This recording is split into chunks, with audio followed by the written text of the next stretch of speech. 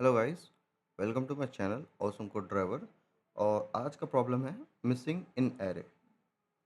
इस पे दिया हुआ है हमारे पास एक एरे है जिसका साइज n-1 है और उसके पास सारे डिस्टिंक्ट इंटीजर्स हैं। ठीक है, 1 to n इंक्लूसिव है उसमें। जैसे मान ले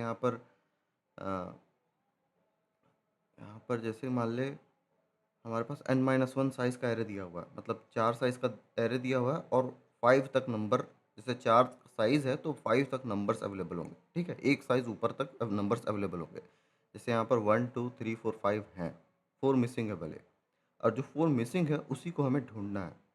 permutation of integers from 1 to n where 1 element missing. हाँ, एक एलिमेंट जो मिसिंग है उसको ढूंढना है। ठीक है, रिटर्न करना है मिसिंग एलिमेंट को। तो ये कल का जो प्रॉब्लम था ना, एकदम एग्जैक्ट उसी से कॉपी है।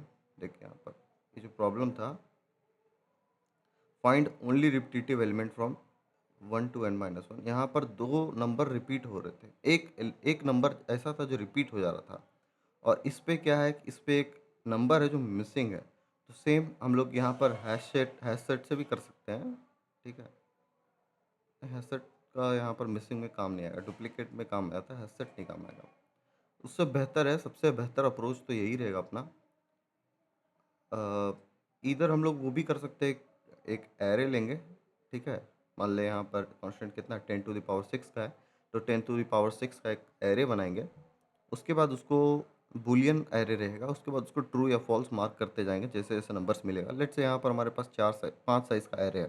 ठीक है, क्योंकि हमें 4 साइज़ मालूम चल गया तो हमें 5 साइज़ का एरे, एक साइज़ बड़ा का एरे लेना होगा। और जब हम लोग उस बड़े साइज़ का एरे लेंगे तो हम लोग 5 साइज़ का मान लें एरे लिए। ठीक है,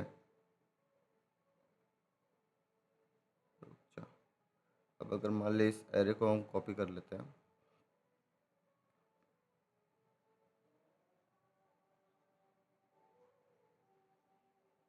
ठीक है, अब हमें पता है कि ज़ीरो को तो हम लोग उड़ा देंगे, छोड़ देंगे। ठीक है, 1 2 3 4 और एक 5 होगा यहाँ पर। ठीक है, अब हम लोग 1 को मार्क कर दिए ट्रू, 2 मिला 2 को ट्रू कर दिया मार्क, 3 मिला 3 को ट्रू कर दिया मार्क, 5 मिला 5 को ट्रू कर दिया मार्क। एक अभी भी फॉल्स बचा रहेगा, तो फिर से इटरेट करेंगे हम लोग इस एरे में और रिटर्न कर देंगे कि क्या मेरा आंसर है। ठीक है, ये तो हमारा एक नाइव अप्रोच हो गया।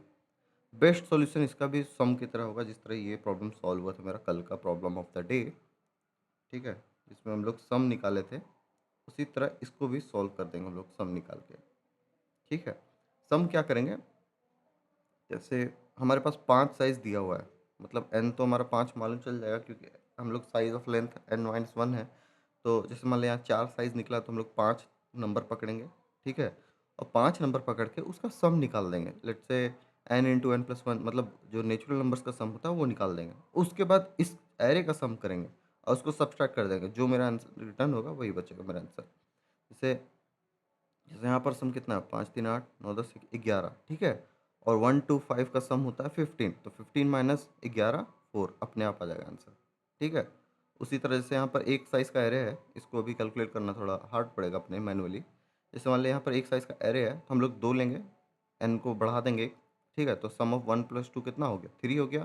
3 माइनस सम ऑफ एरे 1, तो 3 - 1 क्या हो गया, 2 हो गया आंसर। ठीक है, काफ़ी ईजी है। तो इसका कोड को उठा लेते हैं हम लोग, उसके बाद उसके हिसाब से मॉडिफाई कर देंगे।